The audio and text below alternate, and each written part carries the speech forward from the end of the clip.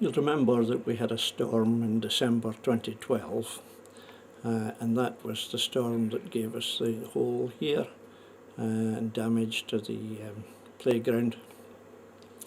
This is a follow-up to that, because the council has decided that they will have a permanent fix to the damage that was caused then. This time they're going to have a proper design in case there's a possible storm in the future. Didn't tell them. And the Alan Wright, who's the head bummer in the council, says we'll be open in time for the tourist season as best we can, which I think is political words for maybe. Anyway, December 2013, I went down, and then suddenly there was a big yellow thing there. Obviously the start of the repairs. There it is, and there's another thing arrived, and that was fine, except for some reason these dogs were laughing. I could hardly figure out why until I walked along the platform, and there they had filled in the old railway line and taken a crane across. So I didn't know, I hadn't heard anything about it, so I went across to have a look and discovered there were men working on the sea side of the seawall. So I took that photograph and then realised afterwards I'd been leaning on that bit of the wall, which I don't think I would have leant on if I'd been thinking straight. So, other side, I see the men working there, and what they're doing is they've got big bags of sand that they're using to fill up the hole, and later on they filled from the top with concrete to fill up the hole. So there's the hole. It had suddenly appeared, and what obviously happened is that they had damage to the foundations. Foundations had gone, and then when we had a period of heavy rain, the ground there was too soggy to hold itself up, and it just fell through. Fell down through, as we used to say. So there's the hole. Better view there, and if you look you can actually see the water straight down through. A few days later came along, and there the hole had gone, and down below the concrete had been filled up, taken away the bags, but the hole itself was still there. On the right of the picture there you can see a concrete kind of skirt at the bottom of the seawall that had been stopped just at that point, and obviously water swirling around there had sucked the foundations out. Most people worry about the slap of the water, the main force of the water, but the soak, the return of the water is just as dangerous to any structure. So there's a better view of the concrete, and that was just the very end of it there.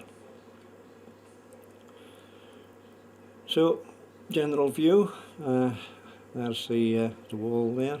If you go up the wall a bit, you see that there's bits have been repaired before, and there's openings there, and if you have openings and you have water, then you have a bad conjunction. So looking down, using Google to look down on the area in question, we can show you that that's the one that's just happened. That's the hole being filled up. Higher up, out of sight, is the bit that was damaged a year earlier. And I think the next problem is going to be there. The outer wall of the breakwater, the shelter it was called. It was intended to shelter drifters from the storm. 100 years old now, just about to give up the ghost. When you look at it, you discover that the various layers of concrete have separated.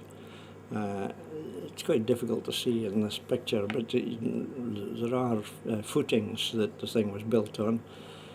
The other side was being eroded, and nobody was paying much attention to it, and the whole thing is starting to slump.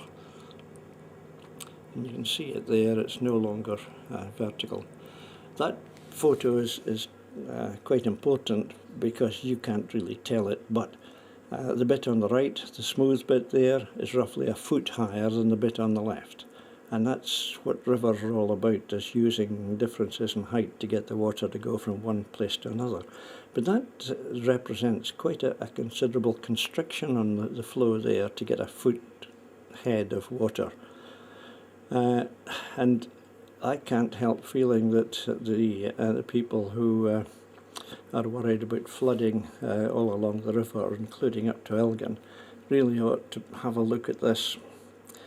I think it's only a matter of time before a storm takes the tops off the outer breakwater and topples them into the river, causing an even greater constriction than we have at present. And the water then would have even more difficulty in getting down to sea level.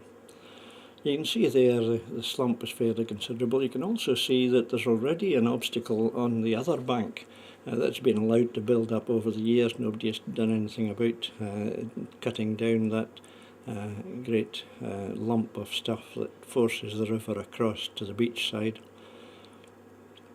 It's all right when the tides full in, because the water can flow out easily. There's very little obstacle, but as soon as you get down to low tide, that's quite a difficult thing to negotiate.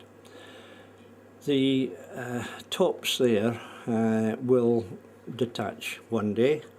I think it would be cheaper for the council if they pulled these tops over onto the beach side and gave some protection to the remaining stubs of breakwater, because if they don't do it, the top will be toppled into the river, and it won't do the river any good, because you can see the constriction is quite severe when certain times of the tide, and that means it takes longer for the water to get out from here, and by the time the tide turns, the level here is going to be that little bit higher. The tourists, I worried about the tourists.